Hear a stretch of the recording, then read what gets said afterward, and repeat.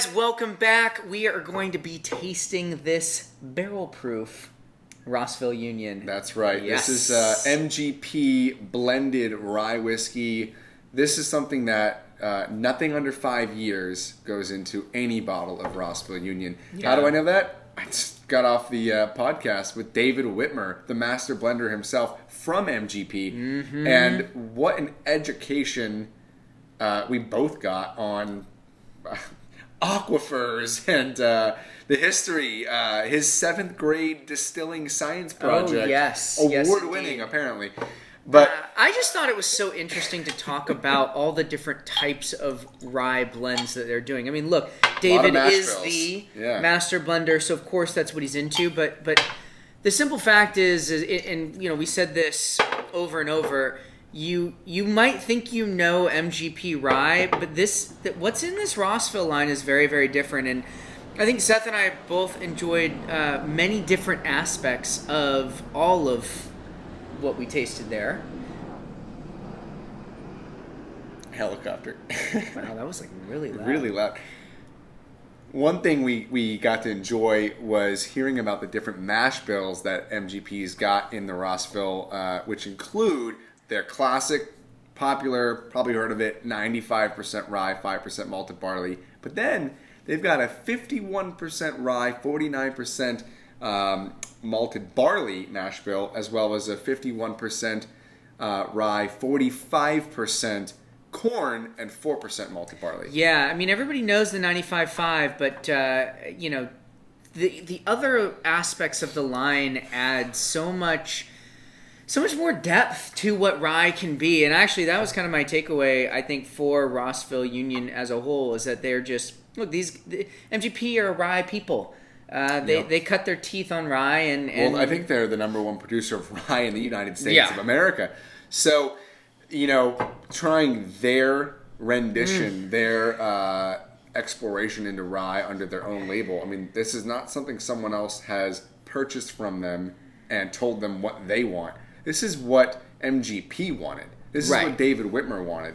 And interestingly enough, to summarize some of the podcast, but check it out nonetheless, because if what we're saying is interesting, you're going to want to hear the whole thing. Yeah, for sure. But they do sort of introductory, I think was the word, or approachable rye on their kind of master's blend of the 94 proof. Yeah, 94 proof. But then they go full, I want to say balls to the walls on the rye, with this barrel proof, and that was their intention. And so, Cam, what are you getting on that nose? It's lovely muskiness, but it's also just ever so slightly nutty. But there's, and what are we at? We're at like a 56.3% proof. 56. You're getting all those sort of rye, mint, eucalyptus, spearmint kind of thing, pine, almost evergreen sort of like notes on the nose, and then you get this kind of the 94 proof I would say was more buttery. Bready. This was way more. It's bready and it dries out. Yeah, This is drier. It's not as sweet. Yeah. It's definitely more of a rye drinker's rye. So if you're a rye drinker, maybe you like Whistle Pig, Templeton, some of those Willet, those famous rye whiskeys. This is probably up your alley. Yeah. I would say if you're into big spice, high rye content blends at full proof, this could be the one for you. Yeah, and the thing is, the only caveat I'd say to that is I didn't find this overly spicy, which I actually quite like. I think that's a part of the blending that David does really well, clearly. Mm-hmm. But yes, it's a big, bad, bold rye for rye drinkers. Yep. And absolutely, I'd put this up against a lot of the big name ryes that you typically see. And I love the extra oomph with the barrel proof, too. And again, they put on there, this is an 83 barrel batch. So they have the batch size right there on the front. I love the transparency.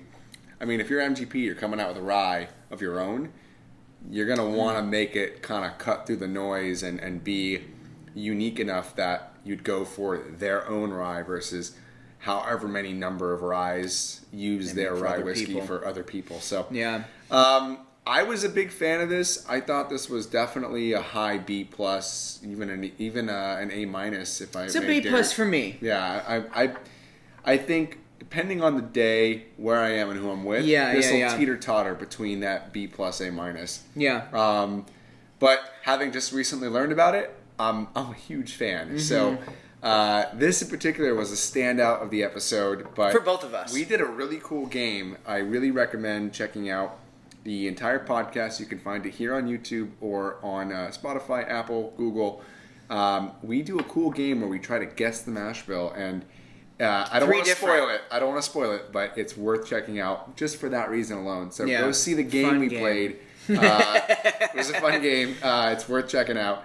And for this video and several others just like it, be sure to subscribe, hit like, and check out our content. We're always reviewing new and exciting whiskeys, other spirits, gins, mezcals, tequilas, rums. We do it all. And we're sometimes as fresh to these things as you might be. So exactly. Sure, and if you have a rye that you really want us to try that we haven't on the show yet, leave a comment.